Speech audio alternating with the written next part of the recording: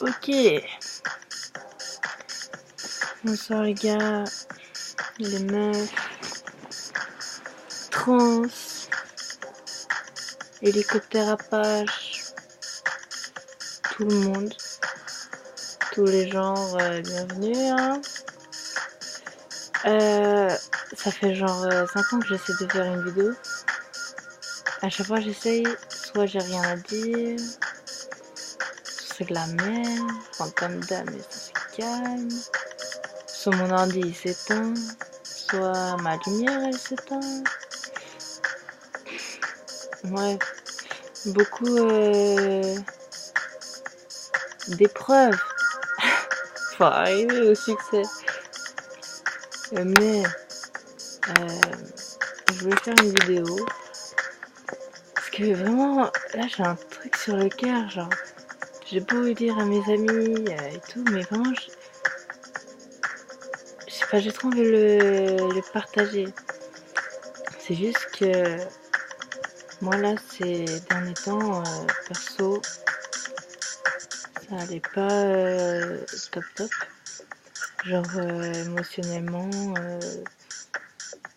c'était le bordel franchement.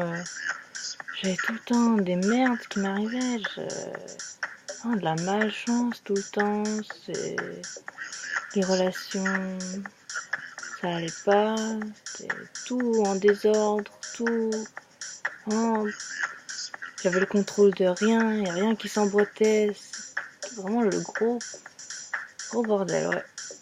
Et ça m'a mis mal, j'étais vraiment, est-ce que ça peut se passer bien 2 secondes s'il vous plaît? Et bref. On va dire, je sais pas comment on va dire, j'ai eu cette révélation, ou je sais pas, je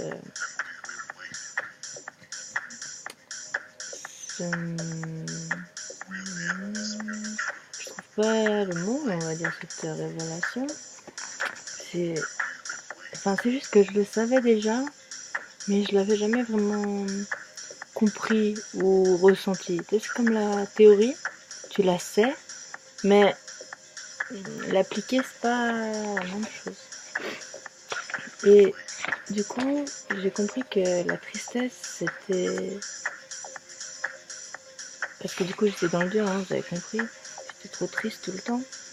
Et j'ai compris que la tristesse, c'est vraiment une émotion qui te fait aller de l'avant. Enfin, qui est là pour te protéger et qui est là pour te faire prendre conscience de toi-même. Et du coup, aujourd'hui, aujourd'hui, je faisais un exposé sur les émotions et les émotions secondaires. Et pour la tristesse, en fait, ce qu'il disait à un moment, la tristesse agit de manière autoprotectrice en générant un filtre perceptif qui centre l'attention sur soi-même. Juste, en fait, quand tu comprends cette phrase, mec, moi je sais pas, ça m'a tout remis en question. Moi je fais ah ok, genre que la tristesse, t'es triste parce que y a quelque chose qui va pas en toi et que justement ton corps et ton esprit ou ton âme, bref, ce que tu veux, est là pour t'envoie un signal, un peu un signal d'alarme qui dit wesh mec, pense à toi 2 secondes. Wow. et, et voilà. Je sais pas, moi j'ai compris ça. Et j'ai l'impression maintenant c'est tellement plus clair et simple. Je sais pas, comme s'il y avait une sorte de brouillard qui était levé. C'est qu'une partie du brouillard, de toutes mes perceptions que je dois élargir, tu vois, je viens juste d'élargir un petit bout. C'est juste une partie, mais je sais pas, genre, je sais pas si j'ose vraiment dire ça, mais c'est comme si maintenant, ça me fait moins peur d'attendre la tristesse, que j'ai hâte que la tristesse vienne à moi, et voir comment je m'en sortirais, quels moyens je mettrais. Voilà. Et du coup, il faut rayonner, les gars. Il faut shiner. C'est. Ouais, je sais pas. Vraiment, il faut vraiment suivre son instinct aussi. Ça, j'ai capté. Que, ouais. Toujours suivre son instinct. Vraiment. Ah, ça trompe jamais. À chaque fois, j'ose pas. Et quand je me rends compte que j'aurais dû, j'étais un mec, pourquoi t'as pas fait ça alors que tu y as pensé? Une fraction de seconde, mais c'est le premier truc que tu penses. Le premier truc auquel que tu penses, même si c'est millisecondes, et qu'après tu fais un raisonnement un peu plus logique, non, c'est premier bail. Premier bail. C'est comme dans les magasins, si vous remarquez, si on rentre dans un magasin, il y a plein d'objets, je sais pas, voilà, des objets, que ce soit des habits ou si t'aimes les bijoux, des bijoux, bref. Le premier que tu vas voir, que tu vas apprécier, tu vas le regarder, nanana, tu vas faire le tour, et au final, si tu vas acheter un bail, tu vas toujours retourner vers le premier bail que tu as vu et que tu appréciais. Du coup, faut suivre son instinct, c'est la même chose. Faut toujours aller vers la première perception. Je sais pas comment expliquer. Enfin, en fait, si vous avez compris. Du coup, voilà. Et aussi, j'étais vraiment heureuse d'avoir encore, genre, je suis vraiment reconnaissante d'avoir mon petit corps qui m'aide à me déplacer partout où je veux, que je peux respirer, manger, boire aussi, je peux courir. Du coup, voilà, j'étais vraiment contente. Et je me dis que,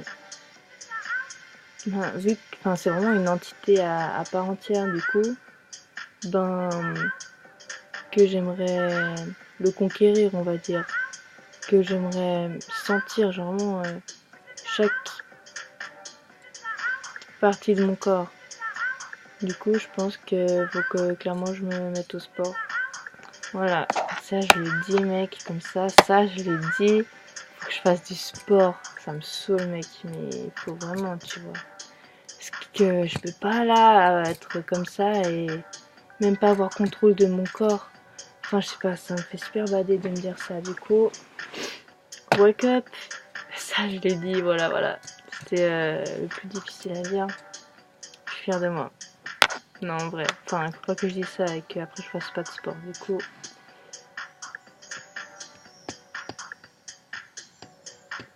voilà, je me suis dit, frère, t'as intérêt à faire du sport. Euh... voilà, je crois que...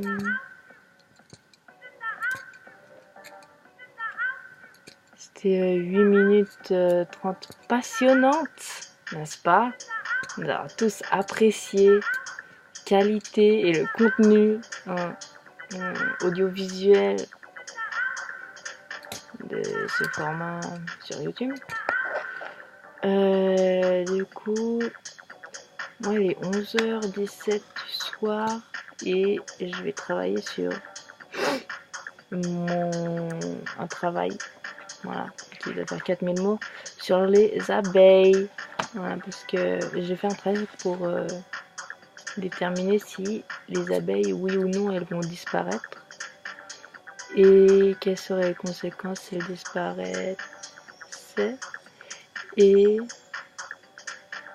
quels sont les moyens mis en place pour sauver les abeilles. Voilà, parce qu'en gros, c'est un travail que je dois faire genre tout au long de l'année. Après, je suis notée dessus et j'ai un oral. Puis je dois faire des sondages et je dois contacter des spécialistes. Nanani, nanana. Je vous jure, ça me saoule un peu. Du coup, là, j'ai trouvé un podcast sur France Inter. Exactement, les abeilles vont-elles disparaître? Du coup, au top, parce qu'en plus, je me concentre sur la France. Du coup, c'est plutôt pratique et tout ça. Et si vous voulez des petites statistiques, allez, juste on fait des petites statistiques à la fin. Moi j'aime bien les statistiques. Excusez-moi. 2 secondes.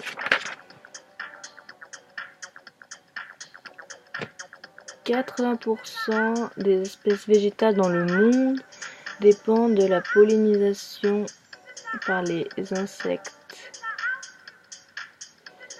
Voilà. Pas que les abeilles, hein, mais par les insectes en général. Du coup, what the fuck? Et 35% de la production mondiale de nourriture provient des cultures qui dépendent de la pollinisation par les insectes. On dit les insectes parce que il y a aussi d'autres insectes pollinisateurs, comme des bails de frelons, guêpes et des noms que je sais même pas. Je m'en souviens plus, mais la majorité sont les abeilles.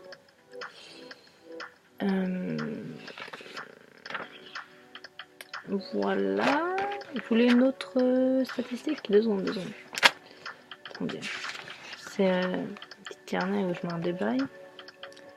Sachez que en Suède, sur la totalité de leur énergie consommée, 40% est d'origine renouvelable.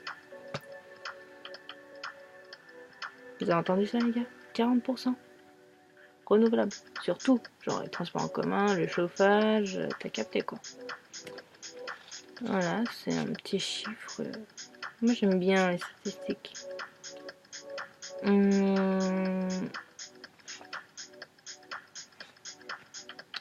L'Union européenne s'est engagée à skip qu'en 2020, 20% de toute leur énergie soit renouvelable. Enfin, de produire 20% d'énergie renouvelable. Ça ne va clairement pas se passer, je pense, mais who knows? Est-ce qu'on a une dernière statistique pour finir cette vidéo en beauté?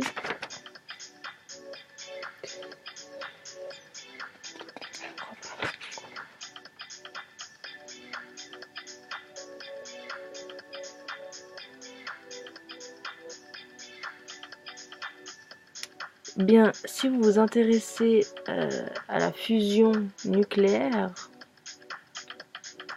sachez que la fusion nucléaire, pas la fission, hein, la fusion, les deux atomes, boum, fusionnent, c'est beau, 4 millions de fois supérieure à la combustion de charbon, de gaz naturel ou de pétrole et 4 fois supérieure à la fission nucléaire. Voilà. On aurait en fait 1 gramme de d'hydrogène, on va dire, enfin, du mélange d'hydrogène qui sert à la fission. Il s'agit de deutérium et de tritium. Je sais pas pourquoi je vous dis ça, les gars. C'est juste, ça me fait bader la fusion nucléaire. Parce qu'on a besoin de deutérium et de tritium. Le deutérium, ça se trouve dans l'eau, et le tritium vient du lithium. 1 gramme de cette formule est équivalente à 10 tonnes de pétrole. C'est plutôt fou, non? Mais à skip le lithium, enfin le tritium du coup, que l'on trouve dans le lithium, c'est, je crois, si j'ai capté, dans les batteries de téléphone. C'est galère à trouver. Au final, est-ce que c'est vraiment plus rentable? Je sais pas. À voir. Mais bon, en vrai, si vous vous intéressez à la fusion nucléaire, il y a un projet qui s'appelle le projet ITER. Et ils essaient de faire une putain de grosse machine sa mère pour faire la fusion nucléaire. Et bah c'est juste un projet en fait. Du coup, ça finirait genre dans 10 ans. C'est un prototype. Du coup, on verra peut-être que l'humanité vivra de la fusion nucléaire. Je vous invite à regarder le film qui s'appelle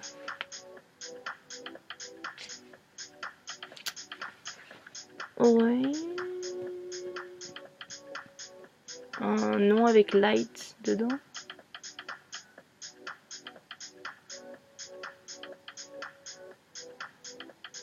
Bah, je vous mettrai le truc dans la description parce que je me souviens pas là.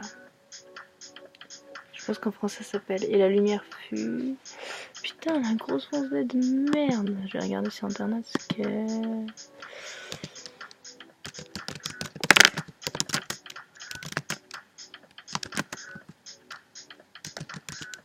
Je crois pas, c'est ça. Non, non, non, non, non. Ah, attendez, je sais comment il s'appelle. Let there be light. Ouh, j'ai trouvé. C'est excellent. Je vous conseille vraiment de regarder ce putain de documentaire, genre. Il est ouf. Il est ouf. Genre moi, il m'a révolutionné ma life. Putain, c'est où la caméra là? Voilà, je vous conseille de regarder ce documentaire. Abonnez-vous à ma chaîne. Lol. Je sais pas pourquoi j'ai tenté de dire ça. Au moment où j'ai dit ça, j'étais là. J'ai dit abonnez-vous à ma chaîne. Désabonnez-vous finalement, je crois c'est mieux pour tout le monde. Putain, 16 minutes la vidéo. Vas-y, ciao les gars.